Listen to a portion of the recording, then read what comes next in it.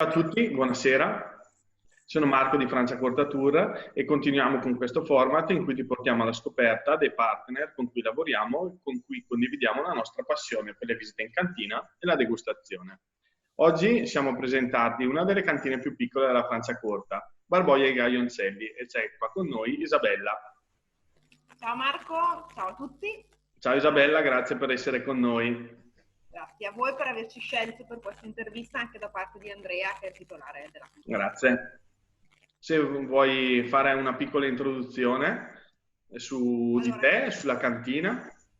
ok, io sono Isabella, appunto, lavoro in Barboglio dei Gaglioncelli anzi da 5 anni, il 1° marzo, sono 5 anni e mi occupo un po' di diversi aspetti, sia della parte commerciale che amministrativa che della parte dell'accoglienza. Nelle piccole aziende siamo tutti un po' jolly, quindi dobbiamo fare un po' tutto. L'azienda è stata fondata nel 1875, quindi siamo sicuramente una delle aziende Più storiche della Francia Corta. Se ci dai un po' di dati, un po' di numeri, i vini che producete, gli ettari che lavorate, le bottiglie prodotte. L'azienda di proprietà ha circa 30 ettari di vigneto. Ne lavoriamo direttamente una quindicina, la nostra produzione interna è di circa 35.000 bottiglie annuali, suddivisa su 6 tipologie di Franciacorta. Ok, bene. Alcune caratteristiche dell'azienda? Ci vuoi dare un po' di informazioni sulla cantina, oltre a queste che ci hai già dato, e sulle visite in cantina anche? L'azienda è collocata all'interno di un palazzo del 1500, quindi sicuramente siamo a Colombaro di Portofranca, quindi questo palazzo del 1500. La cantina è effettivamente molto piccola, quindi le visite in cantina si strutturano con una bellissima chiacchierata all'interno del giardino all'italiana del palazzo, per poi appunto la visita delle 2 zone di lavorazione, per poi seguire la degustazione presso la struttura adiacente, che è quella del ristorante.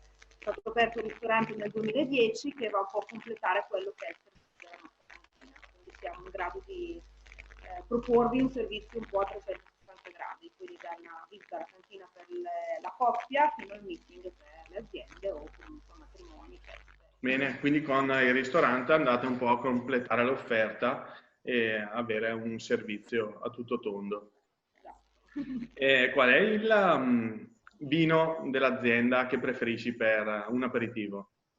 Sicuramente il vino che preferisco per l'aperitivo è il nostro Franciacorta Zucchero, che dal mio punto di vista rispecchia sicuramente quella che deve essere la Franciacorta, quindi il Brut è il Franciacorta, in linea di massima ricopre poi sempre la metà della produzione per ogni cantina, quindi lo ritengo sicuramente un prodotto più rappresentativo. Nel nostro caso ne produciamo circa 10.000 bottiglie. Ok, Questa è la nostra bottiglia, volevo solo farvela vedere. ecco con l'etichetta rossa, bella riconoscibile.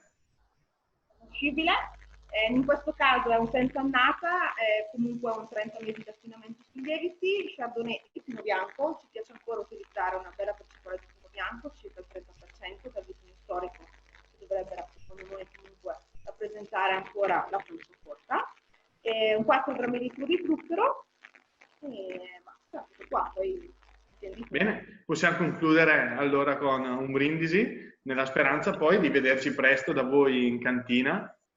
aspettiamo voi, i vostri ospiti, da noi in cantina e al ristorante. A voi. Bene, grazie. Ciao Isabella, a presto.